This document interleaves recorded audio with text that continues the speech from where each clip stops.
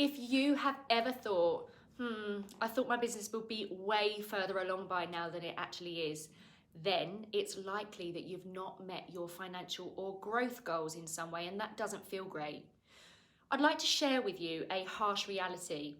There's one core reason why small businesses stay small, and that's because they make decisions on where they are right now instead of where they actually want to be. Now, just hear me out. All of my years in business and all of my experience points to these facts about business owners. First and foremost, they make excuses of time for not getting around to their marketing, which in essence is them deprioritizing their business growth. They also choose not to part with cash for the support that would otherwise push them much further forward in their business, whether that's with their finances and an accountant, marketing, sales, HR, or anything else. And they see it as a spend rather than an investment that's going to bring them a return.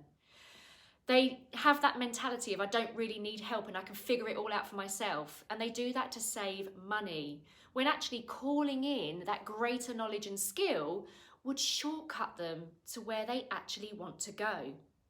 They won't make sales calls because they're worried about rejection and generally feel really uncomfortable about it, when actually this is going to be one of the biggest revenue generators that they could have in their business. They also don't stay in their own lane and focus, but instead they just get pulled in other directions by new, perhaps shiny opportunities and ideas that take them off course, when actually staying on their own path with a single-minded goal is going to create more success.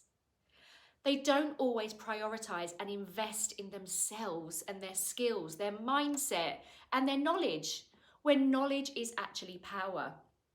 And worst of all, they don't set goals and plan their path there. As I say, all of this is because they are not focused on where they're going to, but instead thinking about where they are right now. And ultimately, that does lead to bad choices. I know this to be true because this was me about 8 years ago. But I can promise you that when you actually tackle each of those areas and those points I've made, and by doing so, you're going to get greater control, greater success, and you actually won't look back. So my question for you is this: what choices are you making from this list that are actually holding you back right now?